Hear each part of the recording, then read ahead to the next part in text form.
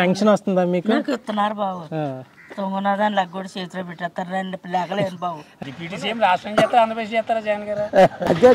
ఆడు ఏదో చెప్పాడని మాకు ఎలా ఉన్నది పిఠాపురంలో జగన్ పాలన ఎలా ఉన్నది బాబు? ఇప్పుడు మట్టుకు బాగానే ఉన్నారు. మరి అందరూ బాగా పెన్షన్ వస్తుందా మీకు? నాకు ఇస్తున్నారు బాబు. తొంగున్నదాన్ని లెక్క కూడా చేతిలో పెట్టేస్తారు. రెండు లేకలేను బాబు. మా ఊపి వచ్చేస్తారు. లాగేసి దేవుడి దైవాలు మళ్ళీ ఇచ్చారు. నాకు కోసుకుంటాను. నాకు పిల్లలు మనవాళ్ళు ఉన్నారు.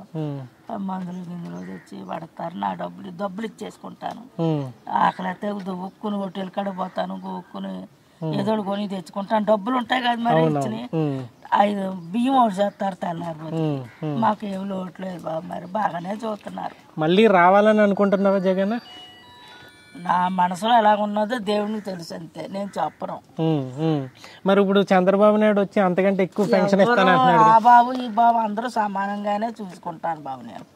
అంతే మరి ఎవరు గెలిచినా దేవుని కృప, అంతే బాబు. నేను ఏం చెప్పలేను. మాకు చిన్నప్పుడు కూడే లేదు మరి. ఓ పూట ఉంటే పూట ఉండేది కాదు తెలుసా బాబు. గిన్నెలు అలా లేవు, చెప్పలం. మా మామ గంజి వస్తే ఆ చెప్పలో తాగేస్తూ ఎక్కడో దిక్కుని కూర్చుంటాం. ఈరోజు చక్కడ కూళ్ళు కూరలు తింటున్నాం. ఆయన కృప. మీ పేరండి? నా పేరు శ్రీనివాసరావు అండి. ఇక్కడేనా పిఠాపురమేనా? పిఠాపురం సార్. ఓకే. ఎలా ఉన్నదండి ఇక్కడ ప్రజెంట్ మీ పిఠాపురం మీదే అంత మొత్తం అంతా ఈ పిఠాపురం ఏమవుతుందని చెప్పేసి చాలా ఆసక్తిగా ఎదురు చూస్తున్నారు. ఇక్కడ రిజల్ట్ ఎలా ఉండబోతుంది అన్నారు? ఇక్కడ రిజల్ట్ అంటే ఇక్కడ వచ్చి ఎవరెవరో అంటే ఇప్పుడు ఫర్ ఎగ్జాంపుల్ చెప్పుకుందాం, పవన్ కళ్యాణ్ గారు ఉన్నారు. ఆయన ఎక్కడ హైదరాబాద్ లో ఎక్కడ ఉంటారు. ఇక్కడ ఉన్న ప్రజల యొక్క నాడి తెలిసిన వాళ్ళు లోకల్ గా ఎవరైతే ఉన్నారో గీత ముందు ప్రతి ఒక్క కుటుంబం ప్రతి ఒక్క ఎలా ఉందని గడప గడప తిరిగి పాపం ఎండనక చాలా కష్టాలు పడుతూ ఈ రోజు ఇంత ప్రతి అభివృద్ధి పథకాలు కానీ ప్రతి దాంట్లో కూడా చెయ్యి ఉంది. ఇప్పుడు ఈయన వచ్చేసిన తర్వాత మాకేదో చేస్తాడని మేమే ఊహించట్లేదండి. జనరల్గా ఏంటంటే మాకు సంక్షేమ పథకాలు హ్యాపీగా మాకు అన్నీ అందుతున్నాయి.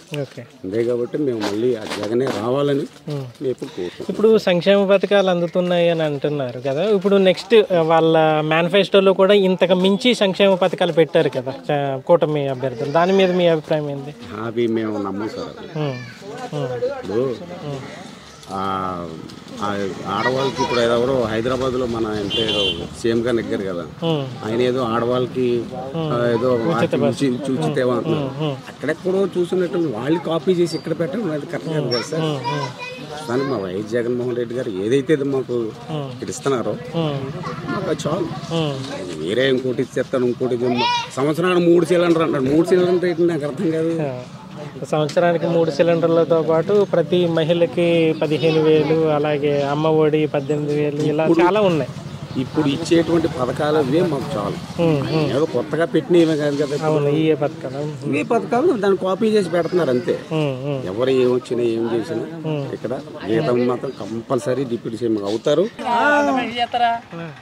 డిప్యూటీ సీఎం రాష్ట్రం చేస్తారా, ఆంధ్రప్రదేశ్ చేస్తారా జగన్ గారు?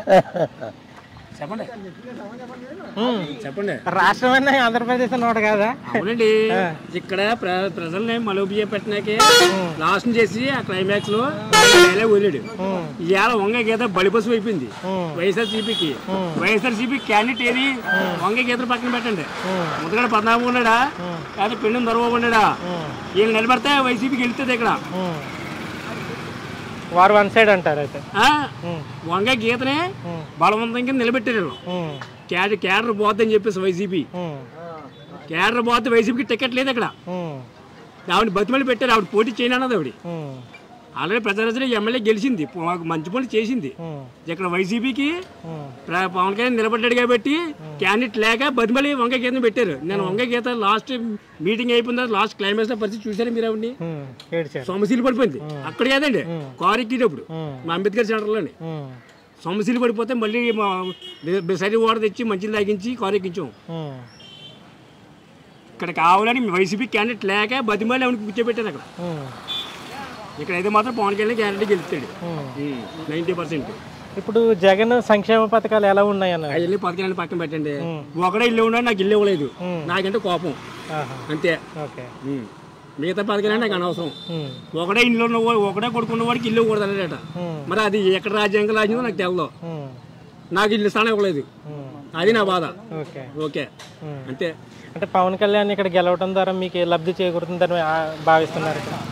పవన్ కళ్యాణ్ ఇప్పుడు ఆయన చెప్పాడు, మేము మీకు ఎలా కావాలని నేను చేస్తానని చెప్పేసి ఆయన చెప్పాడు. చెప్పిన తర్వాత ఇప్పుడు దాకా వీళ్ళందరూ చేశారు కదా, ఈయన కూడా అవకాశం. మేము పిఠాపురం ప్రజలు మాక్సిమం అయితే ప్రతి ఒక్కరు కూడా అధికార పార్టీకి అధికారం ఇవ్వం. చూసారా మీరు, గతంలో చూసారు కదా మీరు. ఇప్పుడు కూడా ఇండిపెండెంట్ బీజేపీ అనేక గెలుస్తుంది. అలాగే ప్రతి ఒక్కరికి అవకాశం అయినాక చూస్తారు అదనమాట. అందుచేత ఎప్పుడు లేదు ఇవాళ హెలికాప్టర్ కూడా దిగింది పిఠాపురాన్ని. పిఠాపురం రాజకీయం మన భారతదేశం మొత్తం మీద ఇవాళ పిఠాపురం రాజకీయం హైలైట్ అయిపోయింది కదండి. ఇవాళ ఎందుకు వచ్చాడు జగన్ గారు, సీఎం గారు? పవన్ కళ్యాణ్ ఇక్కడ పోటీ చేస్తారు కాబట్టి ఇక్కడ వచ్చాడు. లేకపోతే వచ్చి పని లేదు, ఇక్కడ వచ్చే పని లేదు. ఆయన వల్ల ఈయన వచ్చాడు. అది అందుచేత ఏంటంటే మ్యాక్సిమం 90% పవన్ కళ్యాణ్ గెలుస్తారు. అదండి.